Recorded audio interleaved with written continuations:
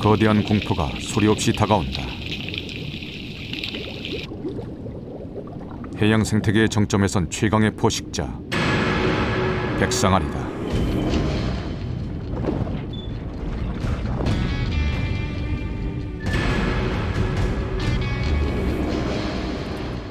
가공할 힘과 놀라운 사냥 감각으로 인간까지 무력화시키는 바다의 제왕.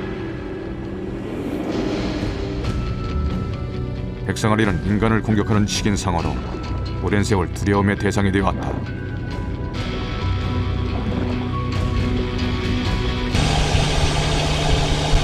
그리고 2009년 8월 백령도.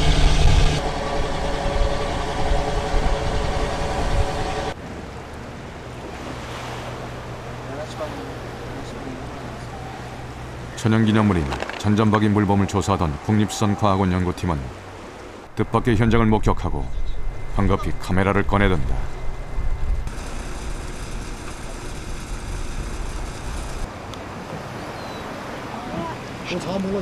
수면에 언뜻 지느러미가 드리워지더니 잔뜩 긴장한 물범무리가 황급히 바다 위로 피신한다. 물범들은 무엇인가 겁을 먹고 있었다.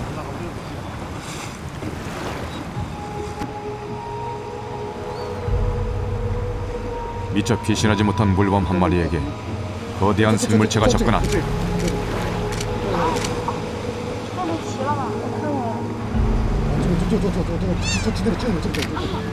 물범의 모습이 시야에서 사라지고 붉은 피가 번진 바다. 목격자들은 지느러미의 정체가 몸 길이 6m의 거대한 백상아리라고 말했다. 끔찍했어요. 그냥 그 한 번에 물범을 그냥 피바다 만들어놨는데 한 입에 그건 없어지더라고요. 백상아리 저희들이 발견하고 나서부터는 약 한 달에서 두 달 정도는 조업 금지가 됐었고, 해수욕장에서도 저희 해수욕 출입이 금지되는 그런 상황까지 벌어졌었습니다. 백령도에 나타난 백상아리. 한여름인 8월의 백상아리 출현은 학계에 충격을 던진다. 7월 이후에는 백상아리에 출현을 하지 않았어요. 어선에 잡히는 적도 없었고. 근데 이렇게 작년부터 백령도에서 이렇게 백상아리들이 많이 출현하는 것은 아주 특이한 예가 되겠습니다.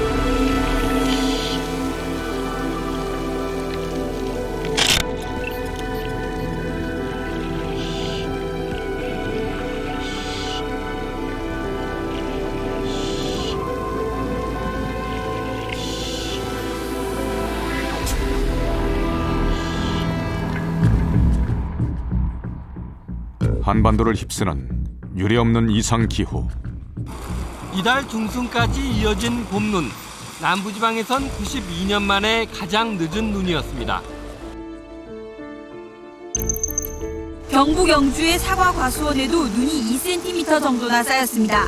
꽃망울에 내려앉은 눈, 바라보는 농민은 애가 탑니다.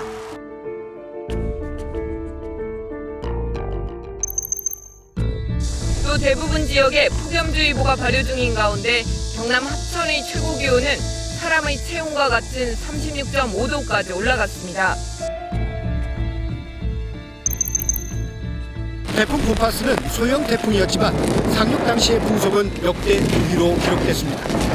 또 태풍 곰파스가 중북부 지역을 관통하면서 중부지방 곳곳에 관측사상 최고 풍속을 갈아치웠습니다. 그리고 백령도에서도 이변이 일어났다.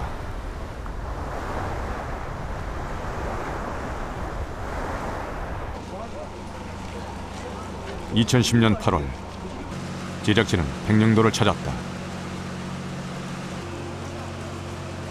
북한과 가장 가까운 곳에 위치한 섬 백령도.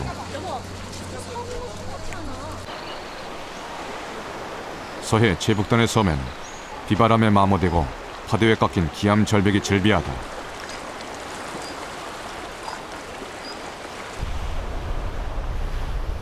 제작진은 1년 전 백상아리가 출몰한 물범들의 서식처로 향했다.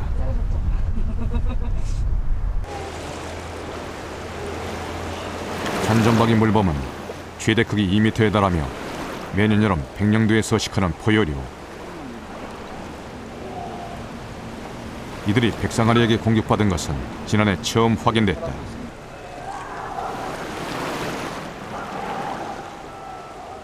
네, 처음이죠. 그렇게 목격을 못 해봤으니까 이게 처음이죠.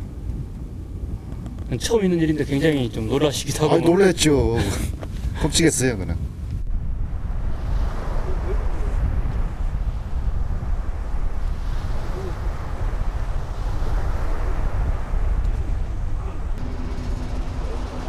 물범 서식처 인근에선 백령도 해녀들의 작업이 한창이다.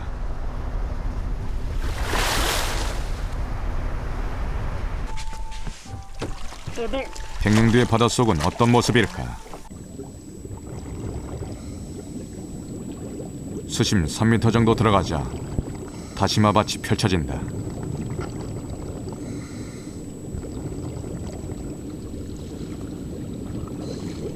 다시마는 백령도 해녀들의 여름철 중요한 수입원이다.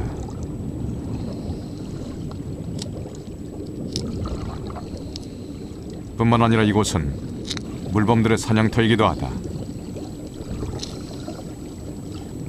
백상아리가 나타난 시기인 8월, 해녀들은 불안 속에 조업을 이어가고 있었다. 네, 우린 여기서 가에서 오니까 예. 상어 그냥 저 물개하고 상어 있으니까 여기 가에서도 괜찮아요. 그래도 약간 걱정되거나 뭐 좀 두렵게. 걱정은 됐죠.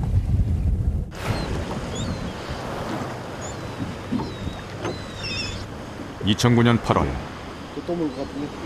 백령도의 물범을 습격한 백상아리는 밖에 의문을 던졌다.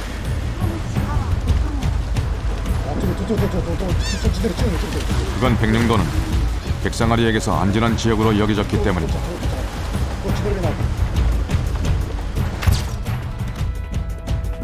의문을 풀 단서는 우연히 현장에서 촬영된 화면. 수면에 드러난 것은 등 지느러미와 꼬리 지느러미뿐이다. 미스터리의 추적은 여기서부터 시작됐다.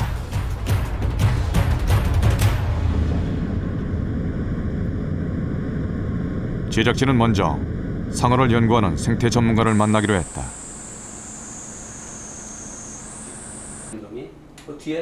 백령도에서 촬영된 것은 과연 백상아리가 맞을까? 네, 이 부분이죠. 15년간 상어를 연구해온 최윤 교수를 만났다. 회흑색, 등 쪽이 회흑색이고 최윤 교수는 화면에 비친 이 상태. 꼬리 지느러미에 주목했다. 보이잖아요. 형처 이렇게 보이고 아주 중요한 특징이 꼬리 지느러미 아래쪽에 V자 홈이 파져 있잖아요. 다른 상어들도 이렇게 V 홈이 파져 있지만은 모양이 약간씩 다릅니다. 상당히 그 삼각형의 형태에다가 아래쪽에 V자 홈이 있는 것이 백상아리의 특징이 되겠습니다. 그러니까 이 도감 보면 도감에 있는 그림하고 모양이 똑같죠. 최윤 교수는 화면의 지느러미가 백상아리의 것이라고 확신했다. 어두운 색을 띠는데 청상아리는 이렇게 수직으로 선 백상아리의 꼬리엔 V자 모양의 오목한 홈이 파여 있다. 도감에 그려진 꼬리의 홈은 백령도에서 촬영된 것과 정확하게 일치했다.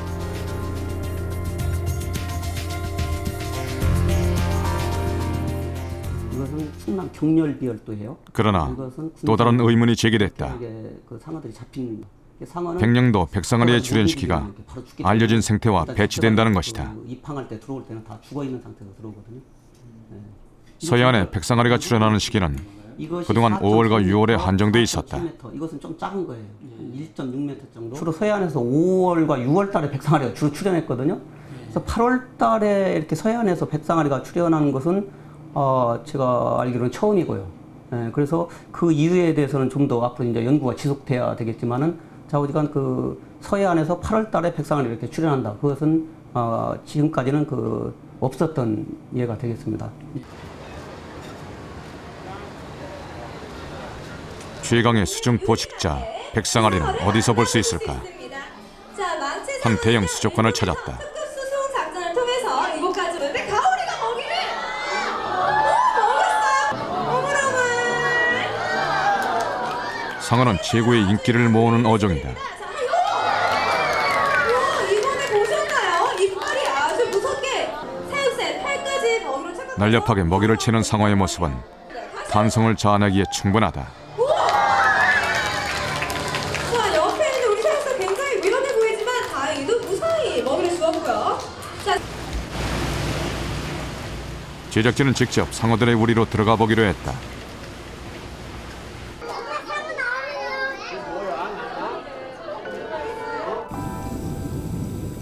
먼저 제작진에게 다가온 것은 브라운 상어.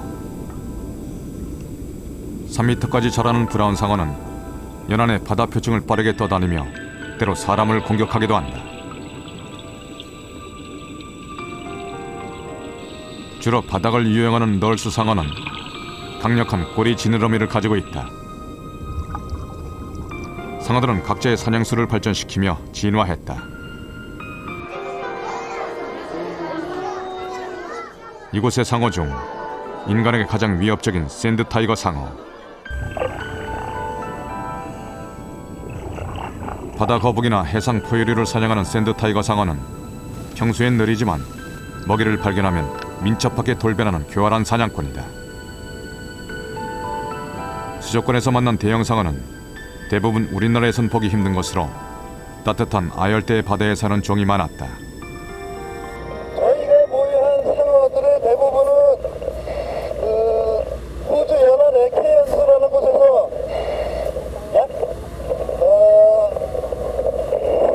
30여 마리가 공수되었고, 나머지는 남아공의 케이프타운 밑에 연안 쪽에서 우리 한국까지 오게 되었습니다. 수족관에서도 상어의 본능은 사라지지 않는다. 방어 한 마리가 그보다 얼마 크지도 않은 상어에게 순식간에 잡아먹힌다.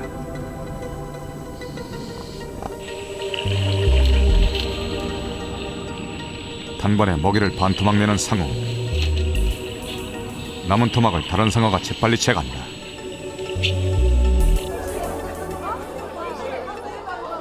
상어무리 중에서도 최강의 포식자로 군림하는 백상아리는 거대한 크기와 난폭함 때문에 수족관에선 찾아볼 수 없었다.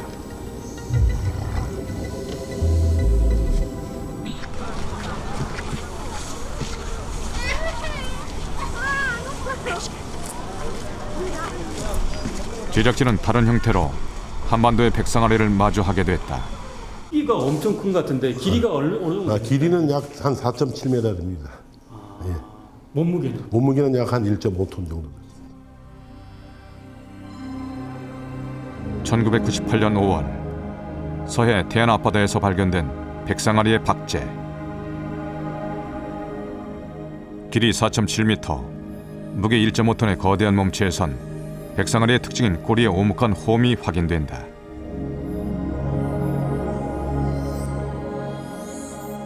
주로 해양 포유류를 사냥하는 백상아리의 이빨은 거대한 사냥감도 쉽게 자르고 찢을 수 있도록 가장자리에 톱니를 두른 삼각형 모양이다. 어류를 찍어서 삼키는 다른 상어와는 생김새와 크기가 확연히 다르다.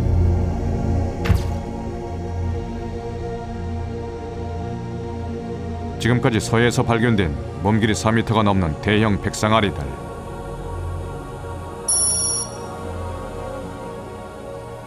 대부분 어선의 그물에 잘못 걸려 사체로 발견된 것 말고도 이들에겐 공통점이 있었다.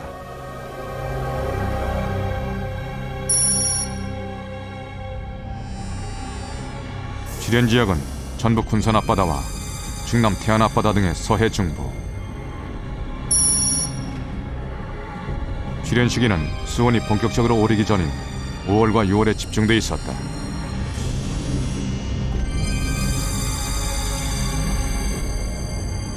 (15도에서 16도씨) 사이의 수온에서 발견되던 백상아리가 무더운 8월 서해 북부까지 출몰한 사실은 어떻게 받아들여야 할까? 남반구의 남아프리카 공화국.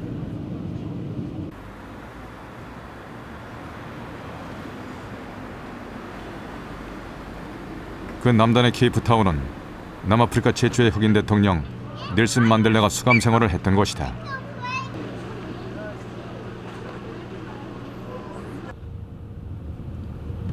제작진은 케이프타운에서 차로 2시간 거리의 해안 간스베이를 찾았다.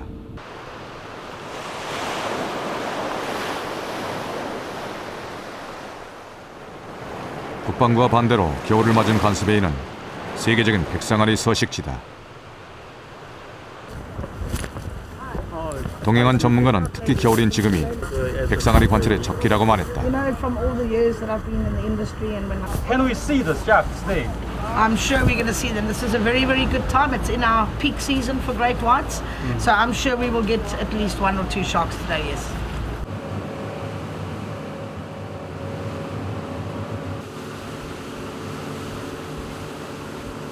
배는 30분 정도를 달려 백상아리가 출몰하는 곳에 도착했다. 과연 백상아리를 만날 수 있을까?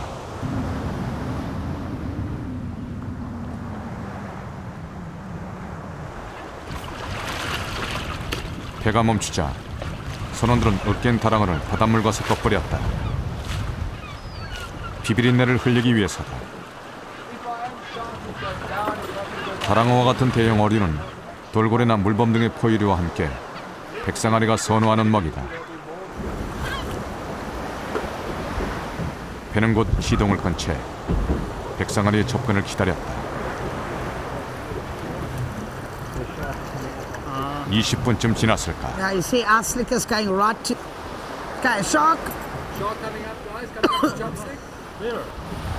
드디어 Same one? 백상아리가 모습을 드러냈다. Looks like a female.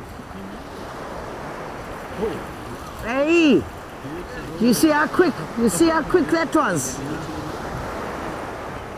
몸길이 약 2.5m의 백상아리는 물 밑에서 조용히 먹이를 탐색하다 곧 공격에 돌입한다.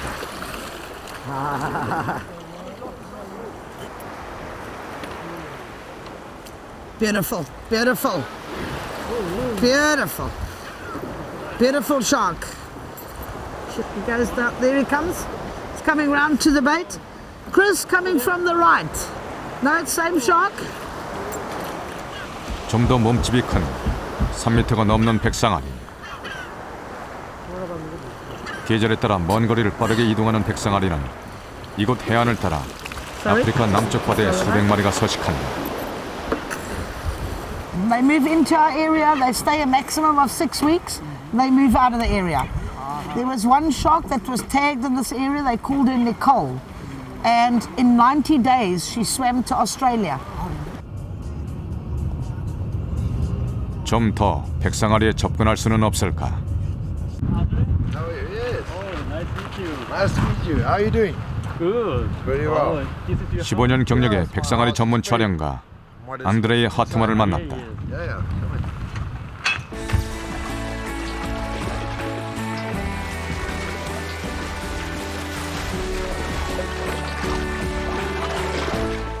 안드레이 하트만은 상어의 초근접 사진을 찍는다. 상어의 코를 만져 입을 벌리고 날카로운 이빨을 드러내도록 유도하기도 한다.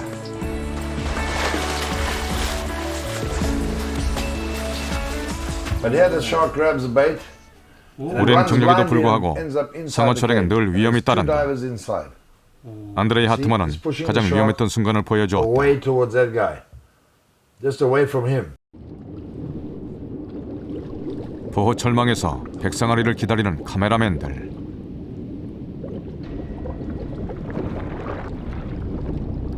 곧 몸길이 3m가 넘는 백상아리가 나타나 미끼를 문다. 배 위에서 미끼에 연결된 줄을 보호 철망 쪽으로 잡아당기자 흥분한 상어는 빠르게 움직이다 보호 철망까지 난입한다.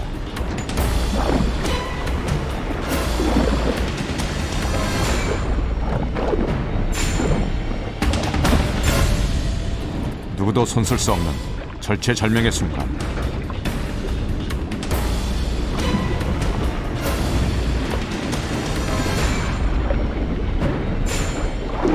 카메라맨들이 있는 힘을 다해 다행히 보호 철망 밖으로 빠져나온다. 백상아리 앞에선 어떤 경우에도 안전을 담보할 수 없다. It was just an accident that happened. That the ending was very good because if a shark gets hold of your body in his mouth in that cage, he will hold on to it. He won't cut it. He'll just hold on. 처음 백상아리는 카메라맨의 접근에 별다른 반응을 보이지 않는다.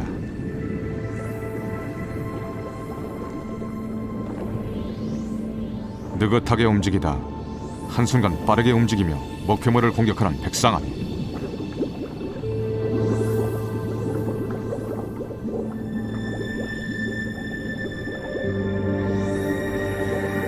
끈질기게 목표물을 탐색하고 틈을 노려 기습적으로 공격하는 교활한 사냥꾼이다.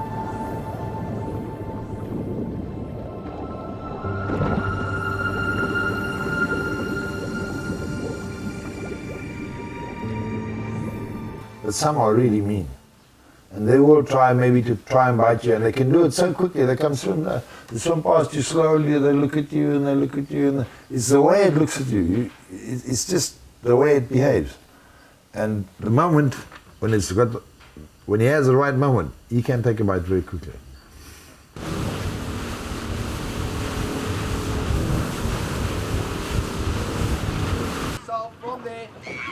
다음 날 제작진은 다시 간스베이의 바다에 나섰다. 상어의 기습 공격을 막을 보호 철망.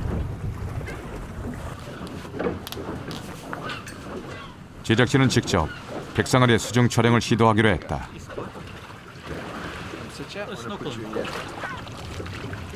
상어들은 대체로 야행성인 경우가 많지만 백상아리는 낮에 사냥하는 포식자다.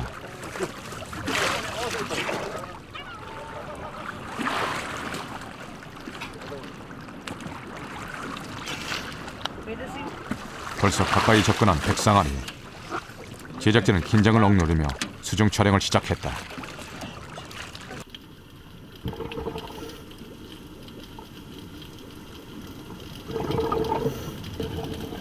그들의 영역인 바다에서 본 백상아리는 수면 위에서보다 훨씬 거대해 보인다.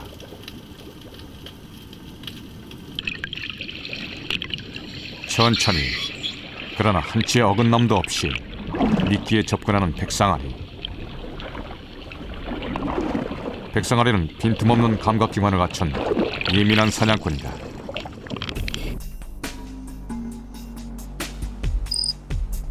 상어는 수킬로미터 거리에서 소리로 사냥감을 파악하고 점차 접근하면서 냄새와 진동으로 먹잇감을 노린다. 눈은 10m 정도만 볼 수 있을 정도로 나쁜 편이지만 먹이의 미세한 움직임을 감지할 수 있는 로렌치니 기관을 갖고 있다.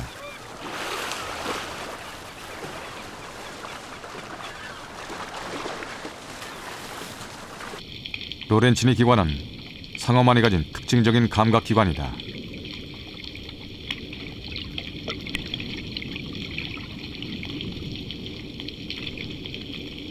로렌치니 기관은 살아있는 생물이 내는 미약한 전류를 감지해내는데 주둥이 부분의 피부에 수천 개의 구멍으로 이루어져 있다. 백상아리는 곧 제작진에게 관심을 나타내기 시작했다.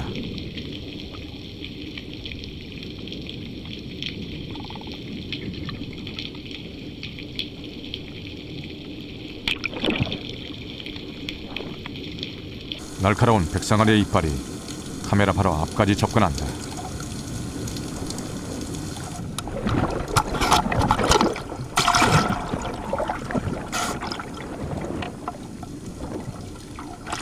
백상아리의 이 날카로운 이빨은 강력한 턱의 힘으로 지지된다. The power of their jaw is incredible. Very, very powerful. If you can see what they can eat a whole seal bull in a very, very quick space of time. 2 bites gone. Very, very sharp teeth, and the pressure behind that jaw is immense. 백상아리의 턱 구조를 분석한 논문을 살펴보면 백상아리의 무는 힘은 무려 1.8톤 중 이상으로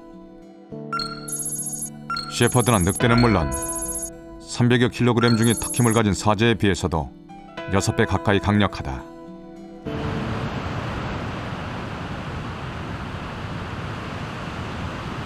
백상아리는 먼 바다뿐 아니라 낮은 수심의 해변까지 들어올 수 있다. 겨울에도 파도를 타려는 사람들로 붐비는 케이프타운 인근의 해변.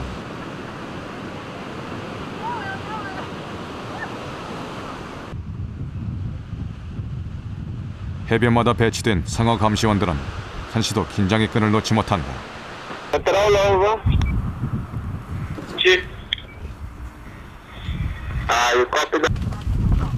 이곳 해안가에도 일상적으로 백상아리가 출몰한다. It was on Friday. On Friday. What kind of the shark? Great white shark. 남아프리카 공화국에선 매년 상어에게 공격받는 사고가 발생하는데 그 대부분이 백상아리에 의한 것이다.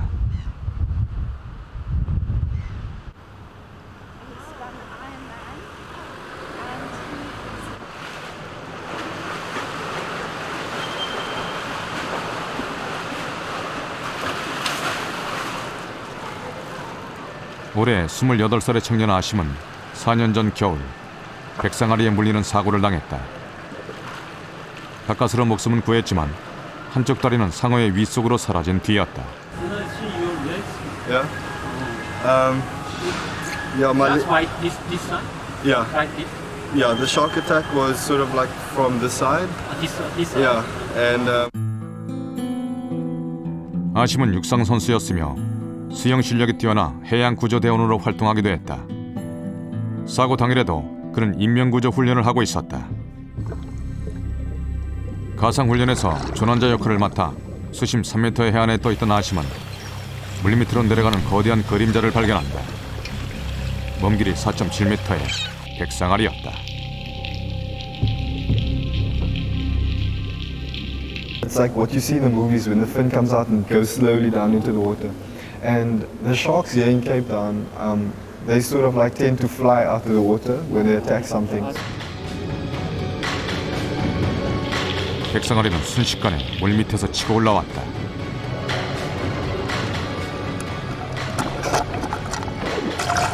아심은 허우적거리면서도 주먹으로 백상아리를 치면서 벗어나려 했지만 이미 한쪽 정강이를 물린 뒤였다. Trying to push away from the shark. And I mean, the shark actually just kept shaking me around with its head. And then it pulled me underwater for a while. And as I was underwater, I tried to hit the shark as much as I could with my hands. And I mean, hitting the shark, it's like hitting a wall. 물속으로 끌려 들어가던 아심은 상어가 한쪽 다리를 물고 떨어진 사이 있는 힘을 다해 헤엄쳐 해양구조대 고무보트에 구조됐다. 긴 재활훈련 끝에 장애인 수영 선수가 된 아심. 그러나 지금도 충격에서 벗어나기가 쉽지 않다. Yeah, no, definitely. I mean, whenever I go to the ocean, you know, it still plays over and over. And, you know, sometimes it brings back sad memories, but, you know, I'm grateful to be still here today, to still be alive, and to be trying to reach my dream still. So.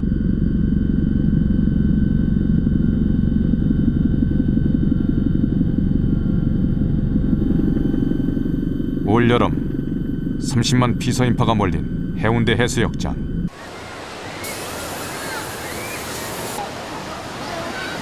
백상아리의 공포는 한반도에도 상륙했다.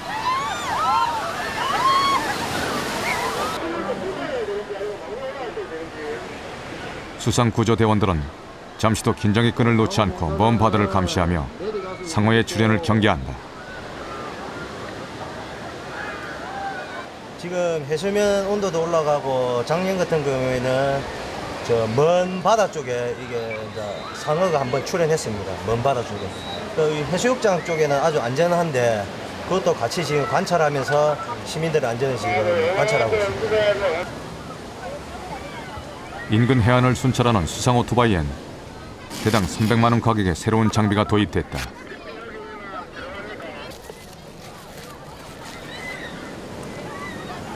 (2.2m의) 특수 바출을 통해 전류를 발신하는 상어 퇴치기다.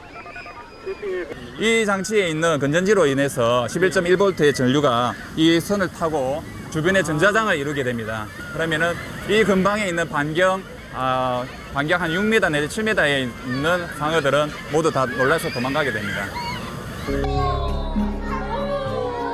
상어는 근접한 곳에선 시각보다 생물인 내뿜는 전류로 상대를 인식한다. 이 원리를 이용한 상어 퇴치기는 작은 물고기의 3,000배나 되는 강력한 전류를 흘린다.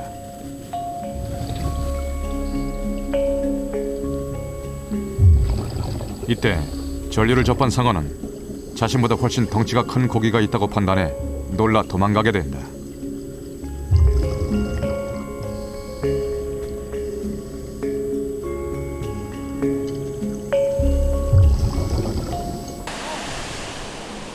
상어 퇴치기는 남아프리카 공화국과 같이 상어가 자주 출몰하는 곳에서 개발됐다. 이제 우리나라도 백상아리의 위험지대다.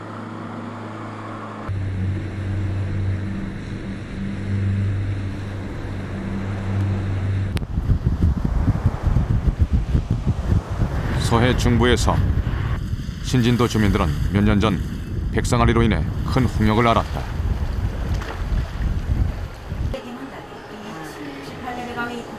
인근 바다에서 전복이나 다시마를 채취하는 해녀들은 아직도 그때의 두려움을 생생히 기억한다. 처음 올 때들은 한 1년을 물질 안 했죠. 걔는 우린 아니다. 저 무한가구나. 짜냥 할 때 영어나 확 그런 영어나 확 훑어지 뭐. 문 것이 아니고 가위가 상어 입에 들어간 뒤 확. 우리 저쪽으로는 상어는 매해 나와 그냥 배에 고기 잡으러 다니면 항상 이 선장한테 와 그냥 조심하려는 또 여기도 저 그 사고. 2005년 언론에 대대적으로 보도된 서해 식인상어. 한 해녀가 백상아리에게 습격받은 사건은 세간을 놀라게 했다. 충남 태안군 근흥면에서 약 2km 정도 떨어진 섬 가이도입니다. 오늘 오후 3시 반쯤 이 섬에서 20m 정도 떨어진 바다에서 전복을 따던 해녀 38살 이모 씨가 갑자기 나타난 상어의 공격을 받았습니다.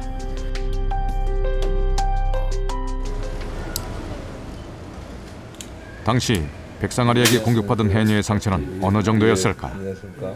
아니 당시 저기 해녀 기록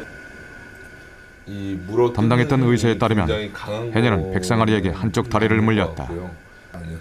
바깥쪽에 다랬게 저쪽 위에 있는 군데군데 살이 찢어진 것은 물론 인대도 일부 찢겨나갔다.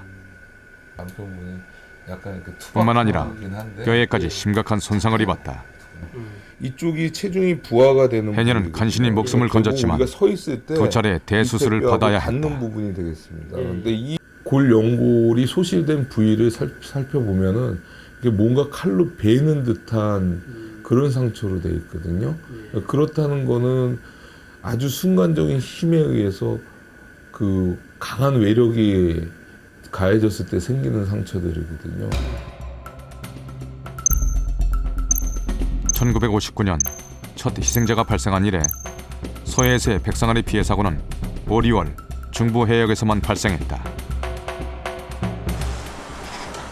2009년엔 서해 북부의 백령도가 새롭게 백상아리의 활동 무대에 포함됐다. 상어 전문가 최윤 교수는 올여름 현장 조사에 나섰다. 물범을 공격하는 것이 목적이 됐다면서요. 그 백상아리라는 건 잘 아시죠? 그 상어 크기를 한 육안으로 볼 때 대체적으로 한 어느 정도?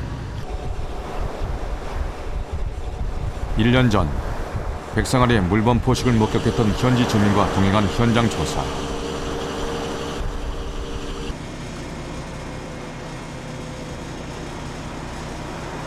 사건 장소인 물범들의 서식지. 물개바위 인근을 주의 깊게 살피던 최윤 교수는 뜻밖의 발견을 했다.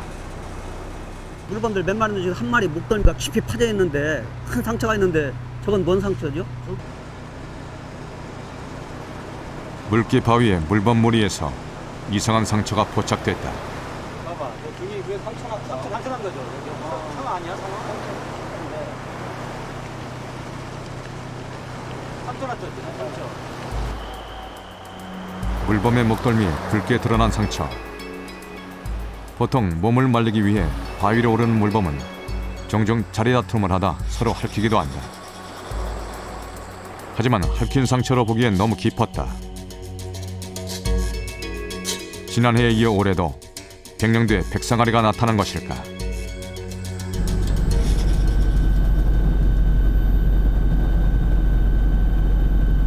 백령도와 같은 서해 북부 인천 영위도 을왕리 해수욕장.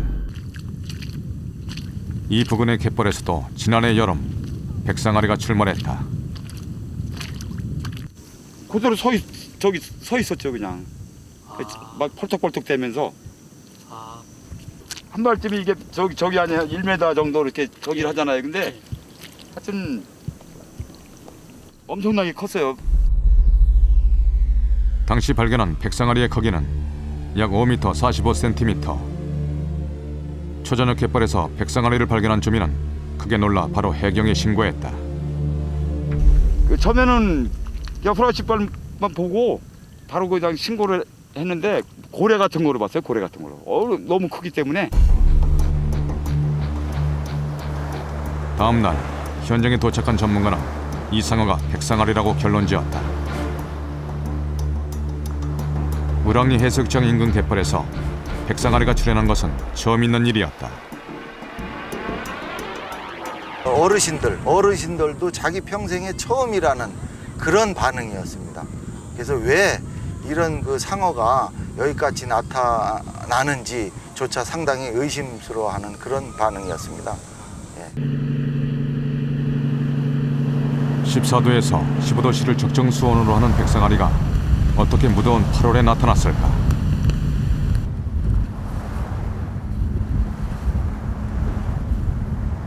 국립수산과학원은 1년에 몇 차례 서해바다의 수온과 염분, 용존산소를 측정하는 탐사를 하고 있다.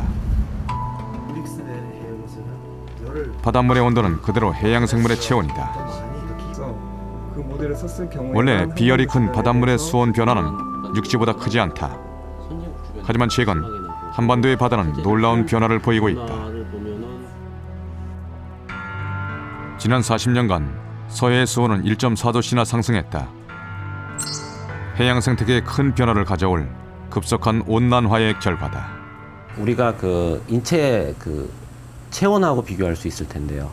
36.5도라는 체온이 1도 상승을 했다고 생각하면 37.5도가 되고 실제로 초기 감기와 같은 그런 증상이 나타날 수 있을 것입니다. 그와 같은 식으로 40년 동안 우리나라 한반도 주변 해역에서 1도의 수온 상승이라고 하는 것은 그런 정도의 그 큰 효과를 발휘할 수 있다고 생각을 합니다. 그러나 서해에 수온이 오르고 있다는 사실과 비교적 낮은 온도에 서식하는 백상아리가 한여름에 서해바다에 출몰하는 현실은 서로 앞뒤가 맞지 않는다. 제작진은 미스터리를 풀 또 다른 열쇠를 찾아야 했다.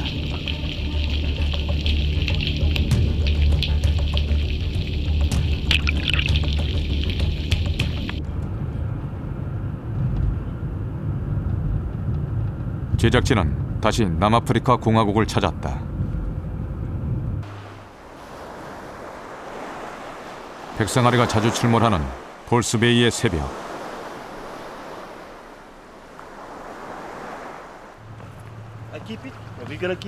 이번 백상아리 생태 조사엔 현지의 생태 전문가인 올라 룬데모 박사가 동행했다.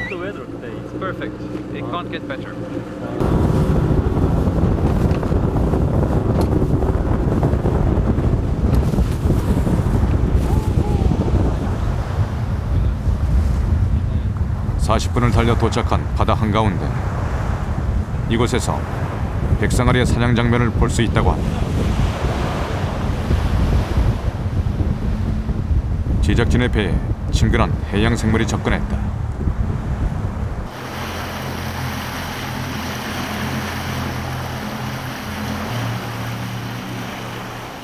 어두운 회갈색에 최대 2.5m 크기의 남아프리카 물개다.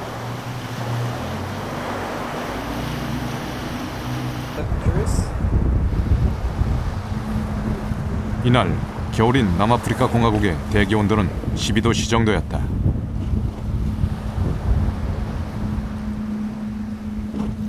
백상아리에게 영향을 끼치는 표층 수온은 어떨까?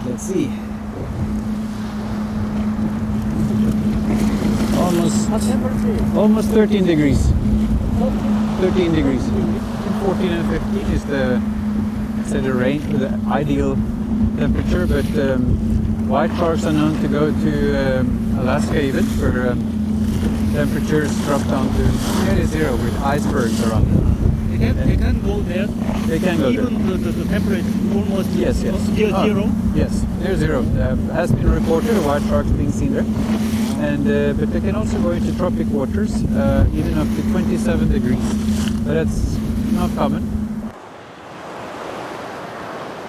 백상아리의 이동에 수온은 절대적인 조건이 아니다. 백상아리의 사냥터 인근에 물개섬이 있다.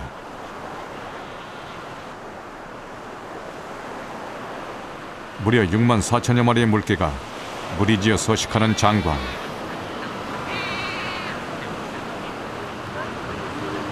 섬 주변에선 끊임없이 백상아리가 물개를 노린다.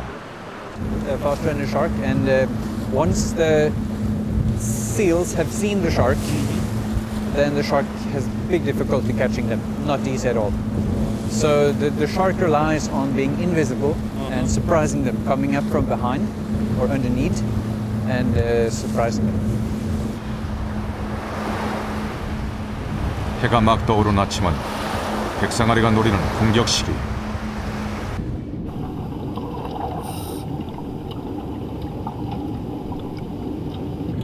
빠르고 조심성이 많은 물개를 백상아리가 사냥할 방법은 기습 공격뿐이다.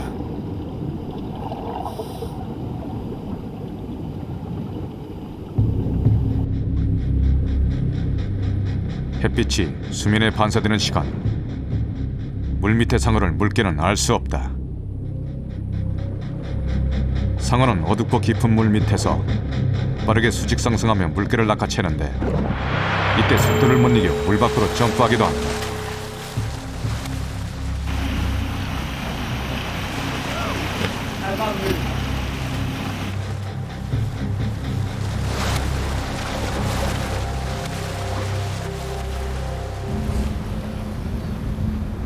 물개섬 주변을 조사하던 제작진은 백령도에서와 같은 흔적을 발견했다. 물개 무리 중에 보이는 상처 입은 물개. 깊게 물어뜯긴 듯한 상처는 백상아리에 의한 것이다. 물개와 백상아리의 먹이 사슬. 제작진은 여기에서 미스터리를 풀 단서를 찾았다. The white shark being at the top, predating on seals. Now, ask yourself, would a seal be migrating due to temperature? Or perhaps it's a fish that the seal eat that's more sensitive to temperature changes and would move. Or even the plankton that the fish again eat. So if you look at the whole system, if one of these elements move due to temperature, higher up in the tropical levels, they would have to move too. 여름인 8월, 서해 제북단의 섬 백령도까지 백상아리를 끌어들인 먹잇감은 무엇일까?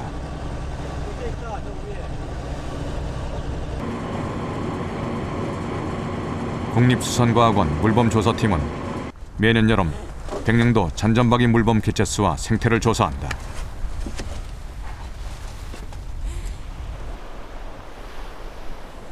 물범 역시 물개와 마찬가지로 백상아리가 선호하는 포유류.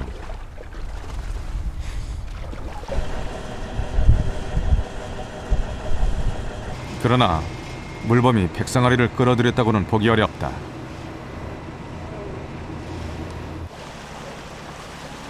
매년 백령도를 찾는 물범은 그 수가 줄어드는 추세로 2002년 340마리에서 올해엔 200마리만이 백령도를 찾아왔기 때문이다.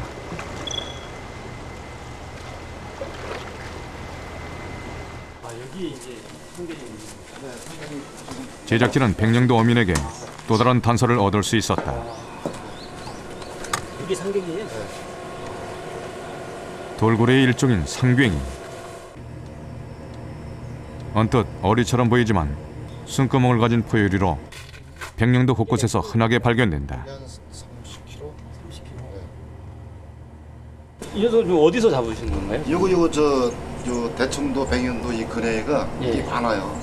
그물에가 걸려서 죽거든요. 이제. 아, 어떤 그물에 걸리는 거예요? 그 지금 까나리 그물 같은데 안강망들 그런 데 많이 걸리고 죽죠. 몸길이 약 1m의 상갱이는 둥근 주둥이와 수평으로 퍼진 돌고래의 꼬리를 가졌다. 이 상갱이는 백상아리와 어떤 관련을 가질까?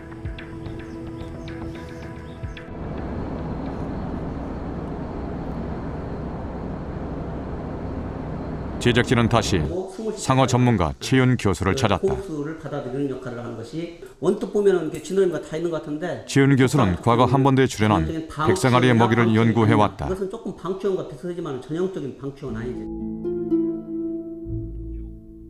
1990년대 중반부터 지금까지 최윤 교수는 3차례 백상아리의 사체를 해부했다. 1996년 실시된 백상아리의 먹이 분석. 몸길이 4m가 넘는 백상아리의 배를 가르자 상어의 특징인 거대한 크기의 간이 드러난다.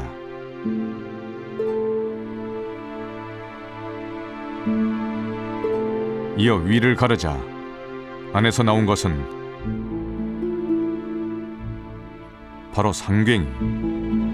해외에서 발견되는 백상아리는 대부분 물개나 바다 표범을 포식하지만 서해안의 백상아리는 상갱이를 먹이로 하고 있었다. 백상아리는 제가 3마리 잡아가지고 해부를 했는데 다 그 상팽이, 돌고래만 이렇게 들어 있었습니다. 근데 2m 이하 되는 어린 새끼는 양태나 이런 새우류도 먹는데 일단 3m가 지나면은 그 포유류를, 해산 포유류를 주로 먹고 제가 확인한 바로도 다 그 상팽이라는 돌고래만 먹고 있었거든요. 그러니까 주 먹이원은 바로 상팽이다. 그러죠. 예. 백상아리의 먹이원인 상갱이 역시 이전부터 서해에 서식하던 종이다. 상갱이의 생태에 어떤 변화가 생긴 것은 아닐까. 2000년대 들어 국립수산과학원 고래연구소는 상갱이 조사를 시작했다. 원래 이렇죠. 주된 목적은 상갱이 개체수 변화를 확인하는 것으로 조사 방법은 눈으로 확인하는 목시 조사다.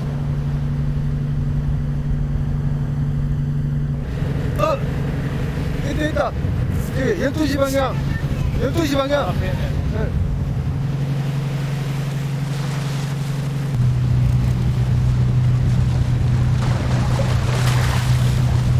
어미와 새끼로 보이는 크고 작은 상갱이 2마리.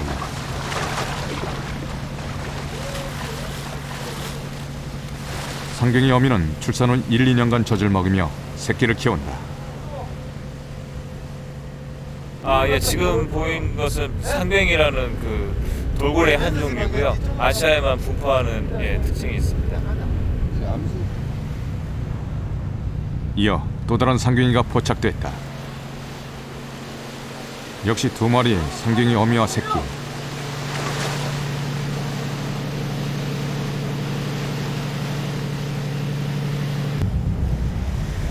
봄철 수심이 얕은 연안에서 번식하는 상갱이는 한반도 연안에서 가장 흔하게 볼 수 있다.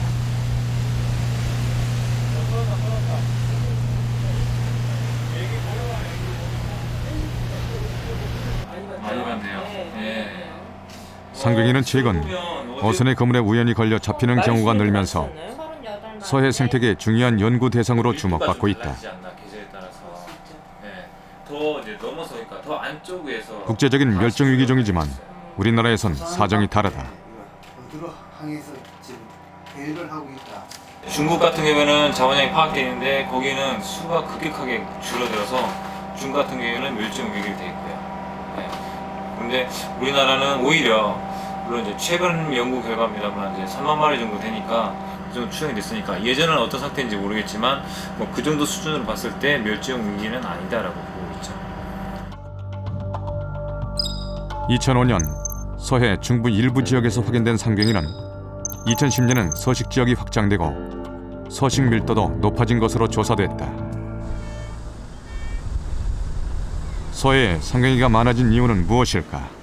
체장이 123.8. 고래연구소의 상갱이 해부조사. 수온에 크게 영향받지 않는 고래의 특성상 개체수 증가의 원인은 먹이원에 있을 것으로 추측됐다. 지금 이제 이 두 종류, 그러니까 뭐 오징어나 뭐 낙지 발견됐습니다. 그거는 좀 오징어 같긴 하네요. 상경이 위속에서 발견된 오징어와 오징어가 소화되고 남은 딱딱한 잎. 오징어가 서해 상경의 중요한 먹이였다. 많이 먹었죠. 산행을 잘하는 녀석입니다. 충남 태안의 안흥항. 한여름 항구 주변 시장에서 가장 흔하게 팔리는 건 오징어다.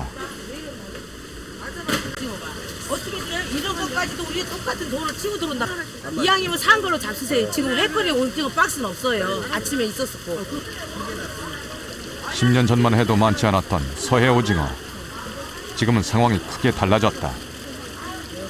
우리 서해안이 이 정도 시기에 가장 많이 있는 어종이 여름에는 오징어가 거의 90%예요. 뭐 작년만 해도 배들 한 척당 이 박스 옆에 있는 거 보시겠지만 뭐 많이 잡으면 1000짝 이렇게 잡아왔어요. 많이 잡는 날은 500짝 1000짜리 기본인데 요즘은 뭐 100짝 200짝 많이 잡으면 뭐 200짝 정도 잡으니까.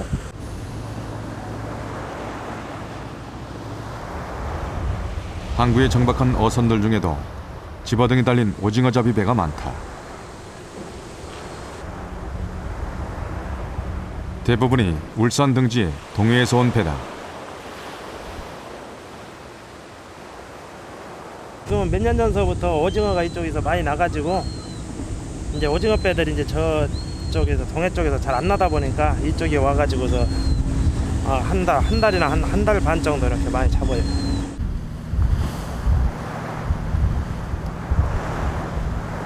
서해 오징어의 성어기는 여름이다.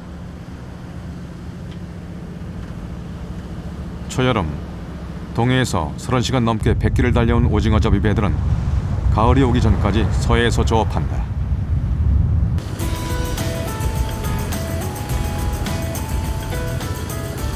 동해에서 온 선원들은 서해에서 오징어를 잡다 보면 상경이가 자주 나타난다고 말했다. 그렇다면 상경이가 개체수를 늘리며 백령도 인근까지 서식지를 확장한 원인은 오징어에 있는 것이 아닐까.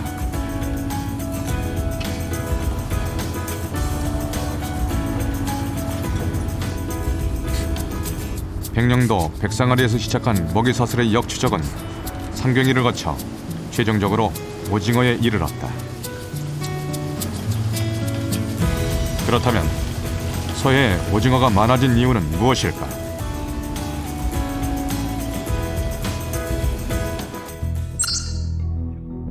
국립수산과학원의 조사에 따르면 서해 오징어의 생산량 증가 곡선은 온난화에 따른 수온 변화 추이와 비슷한 양상을 보였다.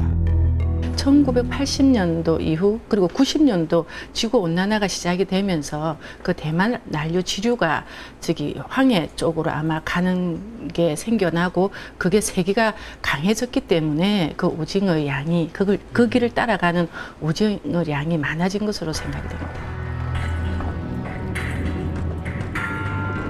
8월 백령도에 출현한 백상아리의 미스터리.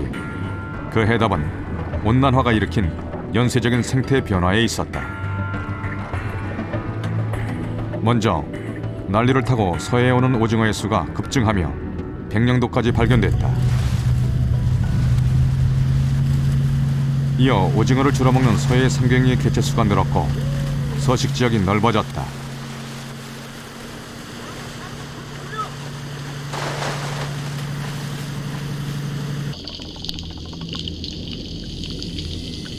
그리고 상경이를 쫓던 백상아리는 최적의 서식 환경인 오리올의 서해 중부에서 8월 서해 북부로 이동한다. 결국 하부 생태계의 교란이 최상위 포식자의 생태계까지 이변을 일으킨 것이다. 우리 한반도에서 그 수온 변화가 1도씨가 상승했다는 것은 그 아래 여러 생물들의 분포를 변화시키고 있습니다. 예를 들어서 서해안에서 고등어가 올라온다거나 또 어떤 오징어나 또 문어 전혀 출현하지 않았던 것들이 최근 10년 사이에 아주 그 변화가 많이 일어나고 있거든요. 그러니까 이런 먹이 변화가 연쇄적으로 일어나가지고 결국은 최상위에 있는 그 백상아리의 어떤 분포 변화까지 이끌어내고 있다 이렇게 생각이 되어집니다. 어떻게 보면은 지금 현재 바뀌어가고 있는 어떤 그 기후에 대해서 이미 우리 야생 생태계는 이미 벌써 바뀌어가고 있다고 할 수 있겠습니다. 이러한 그 어떤 바뀌어가고 있는 그 야생 생태계가 곧 언제인지 이게 확실치는 않지만은 아마도 우리 그 생존 기간 안에 어떤 우리한테 큰 피해를 입힐 수 있겠습니다. 한반도를 둘러싼 해수의 온도는 2100년까지 무려 3.5도씩가량 상승할 것으로 예상된다. 지구 평균치를 훨씬 웃도는 해수 온도 상승은 이상 기후를 강화시키고 강력한 집중호우와 슈퍼 태풍을 불러온다.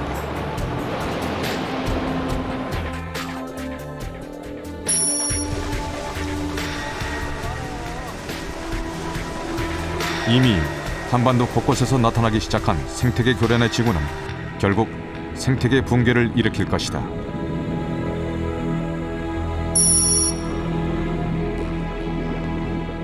생물종의 30%가 멸종하는 미래. 온난화의 거대한 재앙에선 인간 역시 자유로울 수 없다.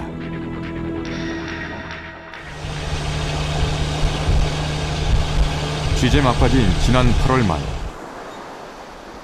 백령도 사고태변.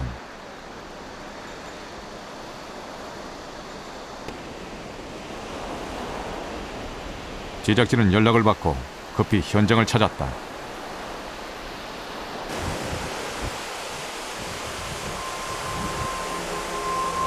본래의 모습을 짐작할 수 없을 만큼 물어뜯긴 채 파도에 떠밀려온 사체. 바로 송괭이의 사체였다.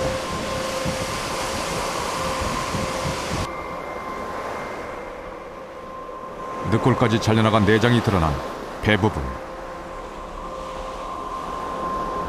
한 입에 물어뜯긴 듯 형체도 없이 사라져버린 꼬리. 상경이의 사체엔 백상아리의 날카로운 이빨 자국이 남아있었다.